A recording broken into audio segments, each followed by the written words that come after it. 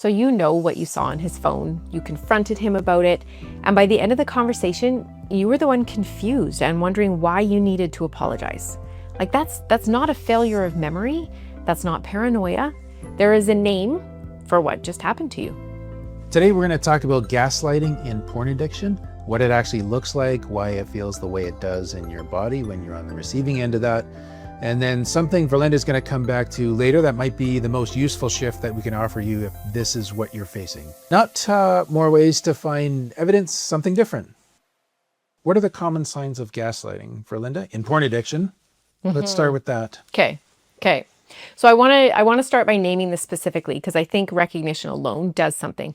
So if you hear these signs and think, I know exactly what that is, like stay with that because that recognition matters. Yeah. Just finding that. So like when confronted, he denies. Now, okay, I kind of had that little ad lib and now I'm going back to like what gaslighting looks like. Yeah. So like when confronted, he denies. When you push back, he attacks the confrontation itself. And somehow by the end of the conversation, like you're the one that has been repositioned as the problem. Like you're too controlling. You don't trust him. You're going through something hard and projecting it onto him. You brought this up again, even though he already apologized. Right? Researchers and clinicians call this dynamic DARVO, which stands for deny, attack, reverse victim, and offender. And it was first named by the psychologist. I don't know how to pronounce her name. Is it Fried? Frayed. I'm afraid I don't know. So Dr. Jennifer Frayed. Shouldn't be doing a pun. You should not. Sorry. Freyd. Anyways, while it's most studied in abusive relationships, it appears regularly in addiction context too. So in relationships where the person is not fundamentally abusive, but is protecting something that they're not ready to give up. So the signs tend to cluster in like a recognizable pattern. He contradicts what you clearly saw, heard, or found, insisting your memory is wrong, right? Deny. Your emotional response becomes the central problem, not what caused it, like his behavior caused it. He gives explanations that technically could be true, but leave the knot in your stomach untouched. You leave conversations feeling confused about what's real, even when you walked in feeling certain. And over time, you start second guessing your own memory before you even speak. Yeah. It's a real thing. Yeah, it's discombobulating. Disorientating. Yes, all those things. Yes. I'll add one more too. Like you find yourself doing pre-research before you bring something up. That can be a symptom of this too. Building the case in your head, rehearsing how to say it carefully because you know from experience that the confrontation will turn on you and you want to have your facts locked down first. When you see yourself doing that, that's not a character flaw. That is what happens when you've been through DARVO enough times that you've started adapting to it. And so like how do we tell the difference here, right? So let me walk through like the specific lines that we hear most often from partners describing what they were told. These are common scripts, and hopefully then I can give you like what's actually true. So the first one, it was just a pop-up. It was malware. I didn't click anything. This one circulates because it's technically possible. There are unsolicited pop-ups that happen, but unsolicited pop-ups don't generate saved browser histories, repeated site visits to pornography sites, or subscription charges.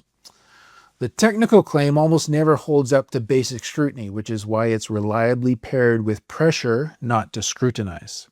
That's part of what we're watching for here, right? Yeah. And then like the second one, like you're being old-fashioned. Every man watches porn. This is completely normal. So I want to address this directly because I hear this a lot. Like frequency and type of use matter clinically. Secrecy matters. Impact on the relationship matters. Everyone does it is a deflection from the specific behavior and its specific effects on you. Yeah. Like it's not an answer, it's a redirect. Yeah.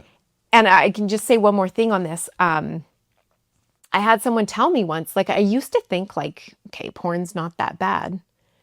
And she says, now I'm realizing the impact of it. Like every teenager in school needs to know the impact of porn on their brain, on their relationships. And so we can kind of sit in our armchairs and say like, oh, it's your choice. It's not bad. Everybody does it. But the fact of the matter is like the impact of it is very real. Yeah. I just think the redirect is so common that it's becoming culturally accepted. Yeah. And then you have a massive weight of evidence on your side, and yet there you are as a partner, and you're dealing with this thing in your spouse, right? And that's brutal. And the pain and where the does that hurt. get acknowledged, right? Yeah. Yeah. Yeah. So the third kind of common sort of gaslighting thing that we run across a fair bit is, is brutal. Like, if you were more available, more adventurous in bed, more interested in sex, I wouldn't need this.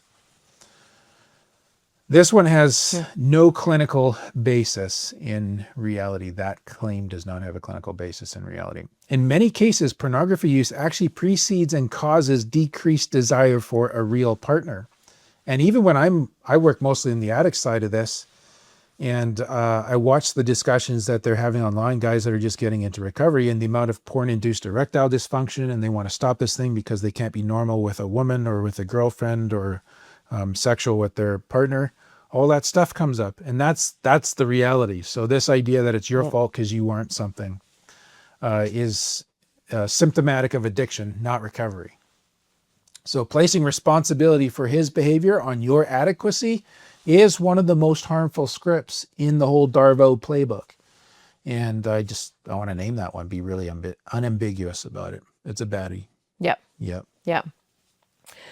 So the fourth kind of gaslighting we see is you're imagining things. Like you have a terrible memory, you're losing it.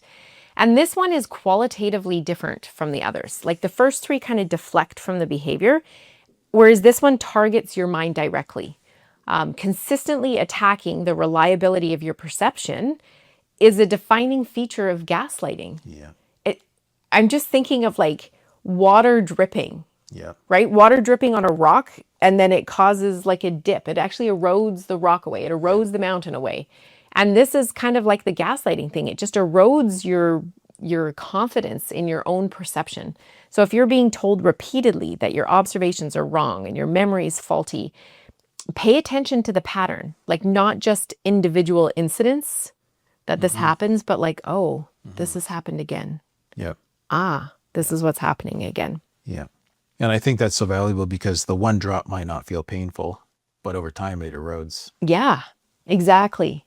Which has to be noted. Yeah. Yeah. So sometimes like gaslighting shows up like you can actually feel pain. Yeah. Do you want to talk to us about that a little bit? Yeah. Because gaslighting, it does cause pain, like physical pain, or at least the body experiences it as a physical event. Yeah. Not just a cognitive one. I know that for like rejection, scientists have measured that it shows up in the same spot in the brain as physical pain in the body. And it actually, you feel less rejection if you take a Tylenol. Like the pain of the rejection decreases with Tylenol.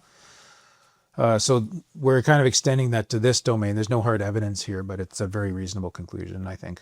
Yeah, that you're actually feeling it in your body. Yeah. And you may already know this feeling, right? Like the sudden coldness in your chest mid-conversation because your mind has finished processing what he just said.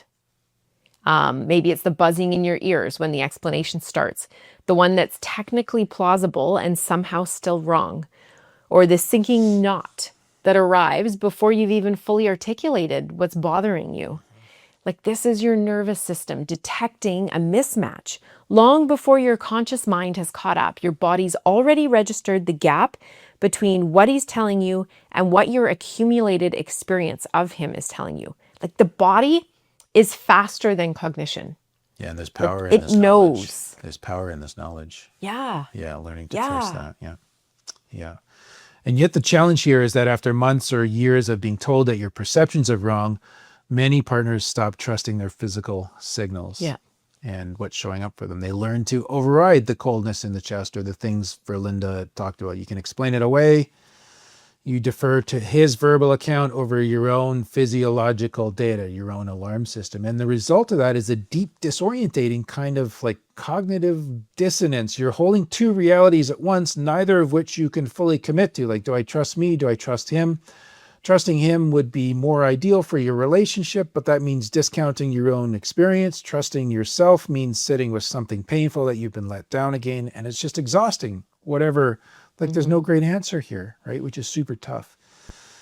And we're not saying this means something wrong with you. We're saying that this is what chronic gaslighting does to a person's nervous system, especially one that has been conditioned over time because repeated offenses has been conditioned to distrust itself. That's the real... Say that sentence again. It's been conditioned over Repeated. time to distrust itself because you've been Right. DARVO'd and DARVO'd and DARVO'd. Right. Yeah. Yeah. Yeah. Yeah. So there is one nuance thing that we get into occasionally when this kind of stuff comes up, and that is that like DARVO and gaslighting, those go under abuse. Yeah. Okay. And we're talking about this in the context of addiction. Mm-hmm. And one of the worries that comes up is like, what is the difference? How do I know if I'm with an abusive partner or if the addiction has abusive protectors to it and he gets sober, he'll be fine? Because there are men who use porn who are abusive and always will be. That's a different long-term planning scenario for a partner Yes. than a man whose addiction is protected by some abusive behavior, but who, when sober, would like those things will just naturally fall away. So this is nuanced and important. So I just want to be careful here. Gaslighting and DARVO tactics are well documented in abusive relationships. And it's important to know that they do appear regularly in addiction in men who are not abusers, who do not intend to harm, and who would genuinely be horrified, and probably will be if you're at the start of this, when they get into sobriety and understand the full effect of how their secrecy and deception has impacted you. Okay. So here's the honest clinical answer. You probably won't know which situation you're in until recovery is more established, if you're at the start of all this. When an addicted person moves into genuine sustained sobriety and into real recovery work, the gaslighting and the deflecting usually almost always fade. Those tactics existed, as I said earlier, to protect the addiction. And when they get honest and into recovery and there's nothing left to protect, the need for the tactics goes away. And that's one of the things that we watch for on our side as therapists as recovery unfolds, although we're not as often privy to this as you would be in the personal relationship that you have with this person. It's not just whether the acting out stops, but whether the hiding strategies stop too. And that shift, when it comes, that signal is significant, and it's great to see. Yeah. Yeah, we really want to see it. That's good differentiation. Yeah. And there's another important distinction in how the gaslighting operates in the first place. So for some men, like it's deliberate. Like it's like a calculated choice to protect access to the addiction at the partner's expense. And for others, like often men who grew up in homes where the truth wasn't safe to tell, the denial and deflection are almost reflexive. And they learned early that honesty costs too much. And then the pattern becomes automatic. So that doesn't make it any less damaging to you. It means something different about what recovery requires for him. For those men, getting completely honest takes more than willingness. Yeah. Like it requires removing a lifelong survival or rewiring that lifelong survival strategy. And therapy is built for exactly that. Yeah. What we work toward in recovery-focused therapy, and what I find genuinely moves partners, is a specific kind of radical honesty from the addict. Not just, I stopped watching porn, but hey, here is also what I was doing to hiding it. Here is how I deflected when you asked. Here's the specific thing I said that made you doubt yourself. And when an addict is willing to tell on himself in that way, it sends a different kind of safety signal. It says, you know what? I'm not protecting this anymore, not the behavior, and not the tactics that I use to cover it either. Partners can feel that, and the body feels that differently than just a confession of the actual acting out behavior alone. So Yeah. again, a great spot to go through in recovery. Yeah. A very productive spot to go through in recovery. Great just sounds too happy. Oh, I see what you're Yes, saying. it's helpful and useful and difficult Yeah. and hard. Yeah. But it's such a difference on the receiving end of that. Yes. Like empty platitudes versus like burying everything so I have nothing to hide behind anymore. Yeah, I did this and here's how I gaslit you while I did it. Yeah. Is huge Yeah. to say. Yeah. So again, we want to pause here for a second. Like Caleb just described what it sounds like when a man starts getting genuinely honest about his hiding strategies, not just the acting out, but like specific things he said to make you doubt yourself. And if that moment has happened in your relationship, we're genuinely curious. Like, did it land different in your body than a straight confession on its own? Drop it in the comments. Like, we read everyone, and we'd love to read your story too. Here is what we want to offer you. And I want to say it clearly. Like, the goal is not to get him to confess. I understand why that feels like the goal, because confession seems like it would give you solid ground. But what we see in practice is that confession alone doesn't do that. Partners who receive a full, tearful confession often describe the same thing. Like, one, they don't believe it because they don't trust anything that's coming out of their mouth right now in the first place. Or two, maybe some short-term relief. Like, I think he's telling the truth. But like, it's short-term. I might get relief maybe for a day or something. And so again, the confession may answer the cognitive question, but it doesn't repair the nervous system. Those are not the same thing. No. We're also not saying don't do disclosure or don't be honest. No. It's more like yes and. Yes, you need more. Yeah. Yeah.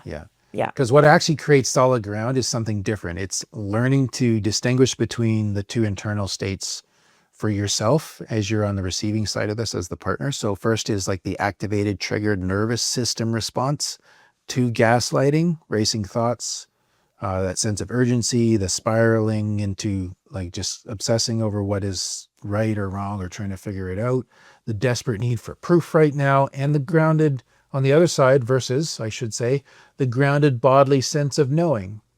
Those two things feel different. The grounded response is quieter. It's rooted in the body rather than spinning in the head. It has access to the accumulated wisdom of everything that you've experienced and learned through going through all of this tough stuff. And so what matters in the end is not his confession. What matters is your grounded bodily, what matters more, or what can be more helpful even than that, is your grounded bodily response to whatever he says. Your healing is its own project. It doesn't wait for him to come clean or for his recovery to be established. Like, it doesn't have to be predicated on those things, or it doesn't have to wait for him to fully understand what he did. When you've developed in yourself and done this work and developed your own grounded awareness and learned to trust the quiet signal over the activated spiral, kind of reactivity, you'll know whether his words are ringing true or ringing hollow, and you won't need his validation or his explanation to confirm or to tell you. You'll have that sense. Yeah. For clients with a Christian faith, this often connects to something that goes deeper than the psychological framing, like learning to quiet the noise of the anxious mind and listen for a steadier source of guidance. And we hear clients describe this as spiritual work as much as psychological work. So that connection to something steadier than the situation is real, and we honor that. Rebuilding trust in your own intuition is not a side task in your recovery. Like, it is the work. Yeah. Central to the work for sure. Yeah. So what does like stepping outside of gaslighting actually look like? Yeah. Well, practically it starts with recognition, and that's why we took time at the start to go over that. Once you can name what's happening in your body when you're being gaslit, the sudden coldness or the buzzing, the way the knot arrives before the thought does, whatever you notice kind of signals you can start to treat that signal as data rather than anxiety to be managed. Like, oh, I'm feeling that thing.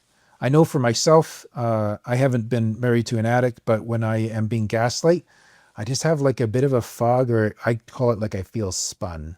My compass Spinning feels the compass, yeah. spun, right? And I've learned now that even if I don't know what the mistruth is or what the truth is, I know that when I have that experience, I'm being gaslit. And that is super helpful to develop some awareness like that. It also means making a deliberate internal shift now. So his willingness to admit something no longer determines whether that thing is true.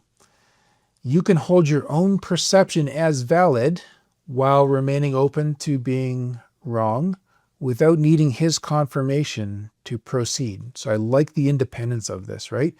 And what we find in our practice is that stepping out of the denial system often over time, changes the relational pressure in ways that actually make honesty more necessary for him too.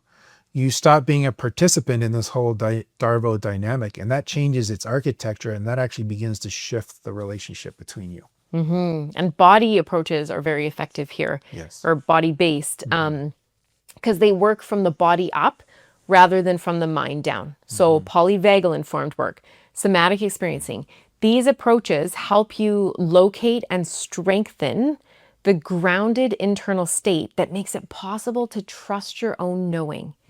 Not by suppressing the anxiety, but by building something more stable underneath it. Yeah. And can I Love just that. relate that back to how I experienced this? Yeah. So I talked about like that sense of being spun. Yeah. And I'll say that real time, like when this is happening for me, I'm like, oh, I'm being spun. That means I'm being gaslit. And I don't know, I can't figure it out right now, but I'm going to trust that. Yeah. That's So you have that stable that's the grounding. body up, right? Because often it's so subtle. Now I go home, I get out of that space, I sit down later, I'm like, oh, I can get the D. That was the deny. Oh, there is the attack. Oh, and that's how it got reversed, that I was being the offender. And I can unpack that later. Yeah. But to in the moment to try and like To think that out.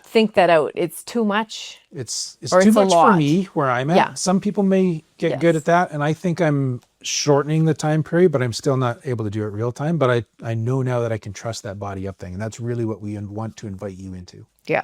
Yeah. Yeah. So when partners develop this body up thing, like the relief is different in kind from the relief of finding proof. So it's kind of like they describe it as getting off the hamster wheel, stopping the checking, resting, trusting that they'll know what they need to know when they need to know it. And in our experience, they do. Like I've watched this happen. It's real. They can trust themselves. Like I don't have to know everything in the moment, but I can trust that my body's telling me something. I can trust what my body's telling me, and I'll know when I need to know. Yeah. Yeah. And we're smiling because we love it when our betrayed clients get here because it's so empowering for them. So empowering. Yeah. So we want to throw in here like 3 questions we often hear. First, can gaslighting in porn addiction be unintentional? And I want to say, yeah. Yeah. Like some men gaslight deliberately, like as a calculated strategy to protect. It's malicious. Yeah, or to protect access to the addiction. Others do it like automatically, particularly if they grew up in homes where honesty was punished or unsafe. But in both cases, the impact on you is real and serious. Whether it's deliberate, whether it's unintentional, the impact is real. And so understanding the difference matters for recovery planning, but it doesn't determine whether your experience was harmful. Right. Like it was. It was regardless. Yeah. Yeah. Yeah. You've still been hit by gaslighting. Yeah. Yeah. Another question that comes up is, what do I do when I know that he's lying, but I can't prove it? And we've talked a little bit about that bottom-up response in the body, but you can start by separating 2 questions, like what is true, and then what do I need to do? Those are not the same question. They don't always require the same answer.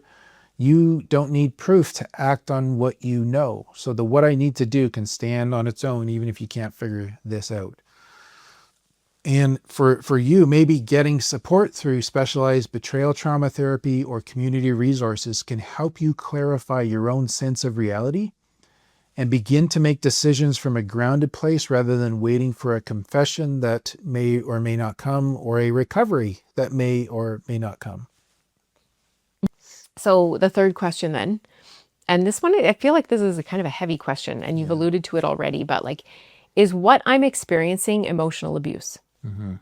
Because gaslighting can be a feature of emotional abuse, but it also appears in addiction cycles. Yeah.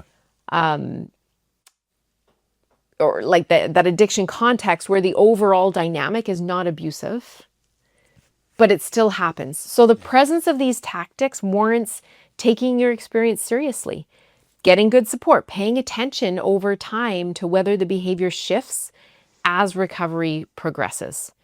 A therapist who specializes in betrayal trauma can help you assess your situation with clarity. But I mean, as you said before, we don't always know either. But it's kind of like the proof is in the pudding over time. you should see a change. Yeah. And if you don't, that could be an indicator that there is emotional abuse there. And it can be helpful too, just to not have to diagnose it alone. Yes. Yeah, for sure. Yeah. So if what we've described today is where you are, our therapists at Therapivo specialize in exactly this. Not general anxiety treatment, not general couples therapy, although we do have that specialty, but we understand the specific injury of being deceived by someone you love or loved, and what that does to a nervous system and what that does to your sense of reality over time. So our sessions are via Zoom, so wherever you are isn't a barrier. The first step is a 20-minute conversation, no charge, to find the right fit. And the link for that, if you would like to engage in that way, is in the pinned comment below. So here's what we want you to take from this. Like, what you experienced has a name. The confusion, the second guessing, the way you walked out of a conversation, like certain about something and then you ended up apologizing, like that's not a personal failing. That is what gaslighting does. And it is a recognizable pattern with a recognizable impact on a nervous system and your sense of reality.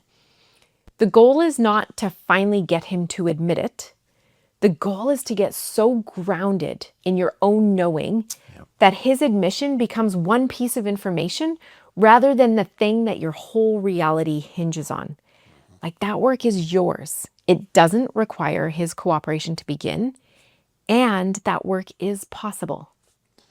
And we keep showing up to make content like this because we believe that people in real pain, like what you're experiencing, deserve honest and specific and clinically grounded information about what they're actually dealing with. So we know that you need more than just a list of red flags, but the real mechanism, the real path through it, that's what we are talking about when we talk about normalizing therapy. Not just a crisis intervention, not just a reel that you scroll through, not even as a last resort, but something that ordinary people use to build something better into their lives. So if this has helped you today, please subscribe and share it with someone who needs to hear it as well. And we'll see you in the next one.